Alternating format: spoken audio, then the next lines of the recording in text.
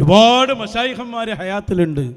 വടകര ഓറും അങ്ങനെയുള്ള മശായിഖൊക്കെ ഉണ്ട്. യഹിയൽ ബുഖാരി തങ്ങളെപ്പോലെയുള്ള ഒരുപാട് മഹാരഥന്മാർ. നല്ല നല്ല വാക്കുകൾ. എന്നിട്ട് പിന്നെ പറഞ്ഞു കൊടുക്കുകയാണ്. ഇതൊക്കെ പറഞ്ഞ് ശക്തമായ ഭാഷയിൽ താക്കീത് ചെയ്ത് പിന്നെ നല്ലൊരു ഉപദേശം കൊടുക്കുന്നുണ്ട്. നല്ല ഊർജം വേണം, ഹിമ്മത്ത് വേണം, പറയേണ്ടതെല്ലാം പറയണം. നിങ്ങളെ ജോലി മടവൂര് ശൈഖിനെ സ്ഥിരപ്പെടുത്തലാണ്. അതാണ് ഈക്ക ചെയ്തത്. അതാണ് ഈക്കയുടെ പവറും. ഈക്കയുടെ പവർ അതാണ്. മശായിഖ് പറഞ്ഞു കൊടുക്കും. നോക്ക്, ഈക്ക ഉസ്താദിൻ്റെ കൂടെ ഒരുപാട് സംഭവങ്ങളൊക്കെ പറയുന്നുണ്ട്. നമ്മൾ ചിന്തിക്കേണ്ട ഏറ്റവും വലിയ കാര്യങ്ങളാണ് പറഞ്ഞു കൊടുക്കുന്നത്. എന്നിട്ട് പറയുന്നുണ്ട്, വയസ്സായില്ലേ, നഫ്സിൻ്റെ കാര്യം, ആഭ്യന്തര കാര്യം ചിന്തിക്കാൻ സമയമായില്ലേ, ഒസാലി ഇമാമ് ചെയ്തത് അറിയില്ലേ, നീ എടുക്കാ കാത്തിക്കണ്, ഖബറിൽ പോകണ്ടേ, ഖബറിൽ പോകുമ്പോൾ ഇപ്പറഞ്ഞ ടീം ഉണ്ടാവോ നിങ്ങളെ കൂടെ? ആരെയാണോ ദുനിയാവിൽ പിടിച്ചത് അവരല്ലേ ഉണ്ടാവുള്ളൂ. നല്ല ഉപദേശം, അവരെ ഉത്തരവാദിത്വം ഇവരെ മുമ്പിൽ നിർത്തിയിട്ട് പറഞ്ഞു കൊടുത്തു. ലോകർക്ക് മുഴുവനും നന്നാകാൻ, ചിന്തിക്കുന്നവർക്ക് ബോധമുണ്ടാകാൻ ഈ ശഅബാനിൽ നമ്മൾ കേൾക്കേണ്ട ഏറ്റവും നല്ല വചനങ്ങൾ ഒന്ന് മനസ്സിരുത്തി കേട്ടു നോക്ക്. ഊർജം വേണം, നല്ല ഹിമ്മത്ത്, നല്ല ഉത്സാഹം വേണം. എല്ലാം പറയേണ്ട മാതിരി തന്നെ പറയുക. കിതാബാണ്, ഹദീസാണ്, അങ്ങനെ ആയത്താണ്, അങ്ങനെ എങ്ങനെ അങ്ങക്ക് സ്ഥിരപ്പെടുത്താൻ കഴിയുന്ന അതുപോലെ സ്ഥിരപ്പെടുത്തേണ്ടത് നിങ്ങളാണ്. വരുന്നത് ഈ കാര്യം സ്ഥിരപ്പെടുത്തി പോയതാണ്. ഇത്തരം പൗരൻ അതാണ്.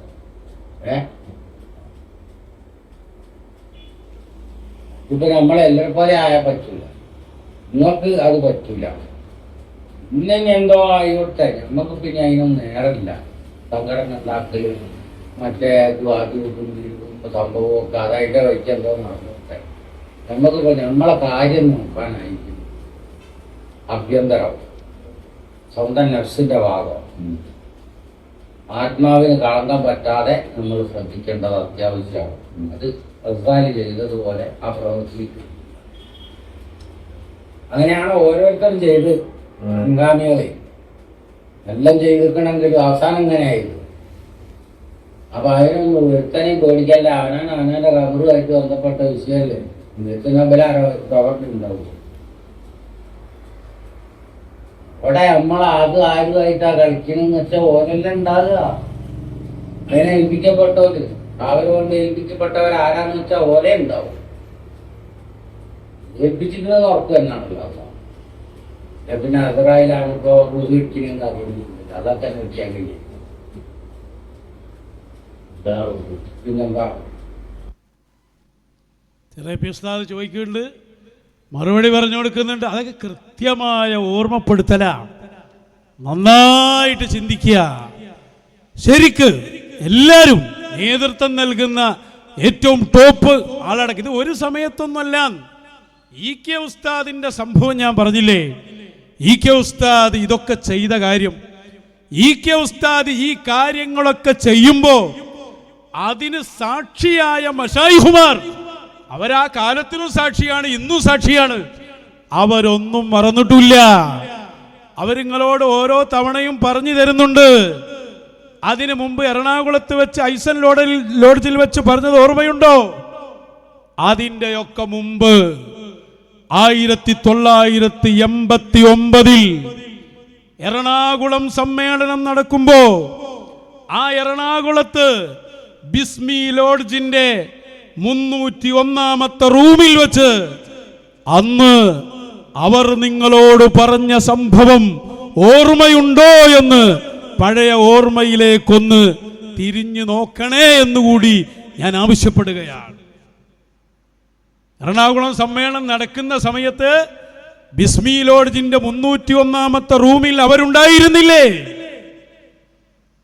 MA ഉസ്താദ് ഉണ്ടായിരുന്നില്ലേ? അപ്പുറത്ത് അണ്ടോണ ഉസ്താദ് ഉണ്ടായിരുന്നില്ലേ? പാറന്നൂർ PP ഉസ്താദ് ഉണ്ടായിരുന്നില്ലേ? ഈ ഉസ്താദുമാരൊക്കെയുള്ള ആ സമയത്ത് എന്താണ് ആ റൂമിൽ വെച്ച് സംഭവിച്ചത്?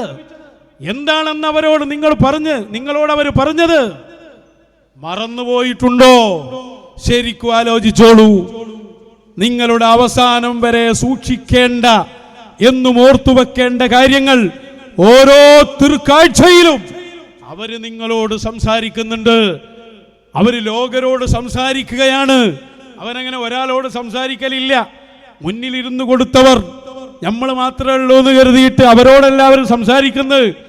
ഔസുൽ ആലം തങ്ങൾ പറഞ്ഞില്ലേ, ഞാൻ ഒരു സംസാരത്തിനിരുന്നാൽ ലക്ഷക്കണക്കിന് സൊഫുകൾ എൻ്റെ മുന്നിലുണ്ടാകും. നിങ്ങൾ ഈ കാണുന്ന 1-2 ആളുകളല്ല, സ്വകാര്യ സംഭാഷണമല്ല, അത് ലോകരോടല്ലേ അവർ പറയുന്നത്. പറയണം, കൃത്യമായി പറയണം. മടവൂര് ശൈഖുനയെ സ്ഥിരപ്പെടുത്തിയ ആളാണ് ഇ കെ ഉസ്താദ്. മീസാനുൽ കുബ്ര വായിച്ച് സ്ഥിരപ്പെടുത്തിയതാണ്. ആ സ്ഥിരപ്പെടുത്തിയ ഇ കെ ഉസ്താദിന്റെ വഴി നിങ്ങൾ പിന്തുടരണം. അത് കേട്ടിട്ട് ഏതെങ്കിലും ഒരു മഹാനെ നിങ്ങൾ സ്ഥിരപ്പെടുത്തിയോ? ഇമാം ഗസാലി തങ്ങളെ ഓർമ്മിപ്പിച്ചു തന്നില്ലേ നിങ്ങൾക്ക്? 400 കുട്ടികളുമായി ദർസ് നടത്തിക്കൊണ്ടിരിക്കുമ്പോ തന്റെ ശൈഖിനെ കാണാൻ വേണ്ടി ദർസ് നിർത്തിയിട്ട് ഷാമിലേക്ക് പോയ ഇമാം അബൂ ഹാമിദിൽ ഗസാലി, ആ ഗസാലി ഇമാമിനെ ഓർമ്മപ്പെടുത്തി. അതിന്റെ എല്ലാം പുറമെ ആഭ്യന്തര കാര്യങ്ങൾ നോക്കാനായില്ലേ എന്നാ ചോദിച്ചത്. ലോകത്തോടാണ് ചോദ്യം. മരണം വരില്ലേ? മരണം വരുമ്പോൾ മരണസമയത്ത് ആള് വേണ്ടേ? നിങ്ങൾ പുറത്താക്കിയ TMC ഉസ്താദില്ലേ, അന്ന് നിങ്ങളുടെ എറണാകുളം സമ്മേളനത്തിന്റെ മെയിൻ കൺവീനറായി വർക്ക് ചെയ്ത TMC ഉസ്താദ്, ആ പ്രിയപ്പെട്ട TMC ഉസ്താദിനെ നിങ്ങൾ പുറത്താക്കി. പക്ഷേ ഞങ്ങളടക്കം കേട്ട് ഒരിക്കൽ അവരോട് പറഞ്ഞു, TMC മരണത്തെ ഭയപ്പെടുന്നുണ്ടോ? വേണ്ട. നല്ല ഒരു രാവിൽ നമ്മുടെ 40 മശായിഖന്മാർ ചുറ്റും കൂടിയിരുന്നിട്ടല്ലാതെ നിങ്ങൾ മരിക്കുകയില്ല. ലോകത്ത് പിന്നത് വന്നില്ലേ? മെഹ്റാജ് രാവിലല്ലേ TMC ഉസ്താദിന്റെ വഫാത്ത്. പ്രിയപ്പെട്ട കൂട്ടുകാരെ, അവരും മരണത്തെ ഓർമ്മപ്പെടുത്തുകയാണ്. ഖബറിൽ എന്താ സംഭവിക്കുക?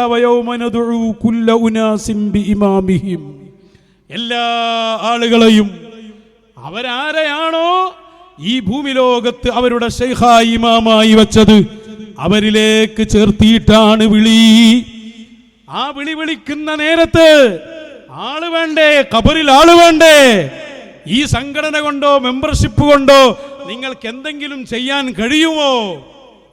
ഇതോരോട് മാത്രമല്ല, നമ്മളോടൊക്കെ ചോദിക്കുകയാണ്, എല്ലാരോടുള്ള ചോദ്യമാണ്. അവര് ലോകത്തോടല്ലേ സംസാരിക്കുന്നത്. അതുകൊണ്ട് മാറണം, നന്നാവണം.